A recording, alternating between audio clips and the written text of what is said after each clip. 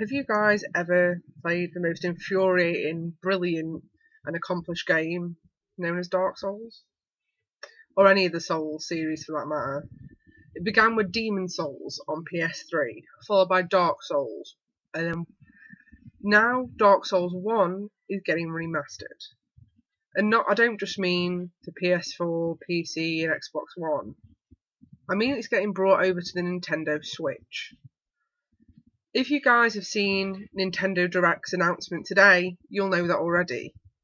If not, it may come as a big surprise for you guys. I saw the Direct and I still can't believe it. The announcement that they made was something wicked this way comes. Goes to a black screen. You see a shadow in the distance and an unlit bonfire at the front of you. The idea starts to come into your head that, oh, that reminds me of Dark Souls. And then it gets lit and you know that that's exactly what this is. You know that Dark Souls is not only being remastered, but being brought over onto Nintendo. And on the Switch, no less. Imagine being able to play the epic action RPG and the infuriating RPG, not only on your TV like you're used to, or on a big screen like on your PC, but being able to take it wherever you being able to sit on the train playing Dark Souls, being able to fight the ridiculous medieval bosses that are stronger than any enemy you've ever fought in any other game while you're having lunch. A mobile Dark Souls where you can take it wherever you want is just ridiculous to me, but in the best way. I can't wait. I love Dark Souls, I love Demon Souls, I love Bloodborne, I love the whole franchise, because it's one of the only games that you can play, get frustrated and scream and want to throw her, but feel so incredibly accomplished once you've managed to defeat that boss, once you've managed to overcome all odds that they've thrown at you and somehow still win. Dark Souls always has a dark past.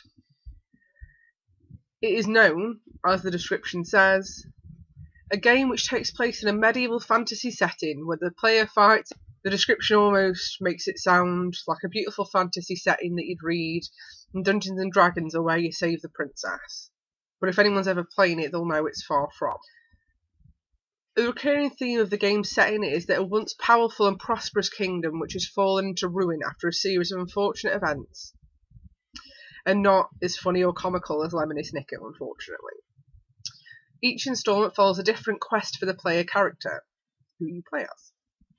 In Demon Souls, you try and halt the spread of the demon-infested fog, that you don't know where it's come from or why.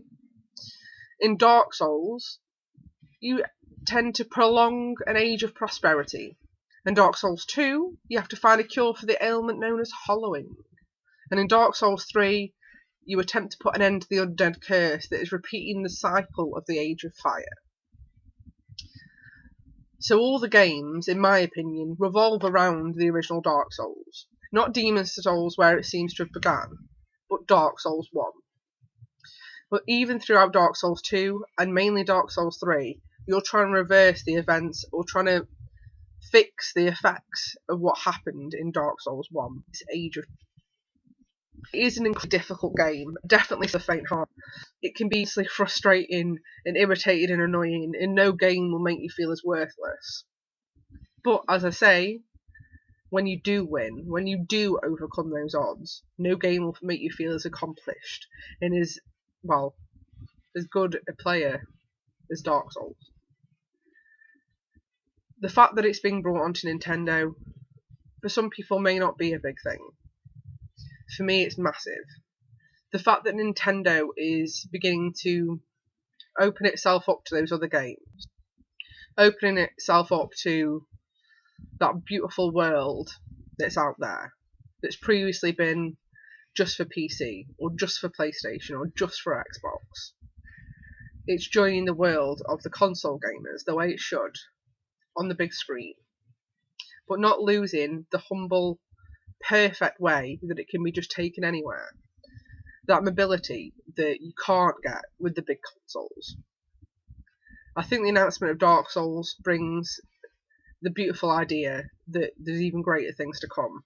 And I don't just mean the other Souls games. I'm so excited by how far the Nintendo Switch has come. And this announcement has only fueled that even more. Thank you guys for watching, and stay tuned for more announcements.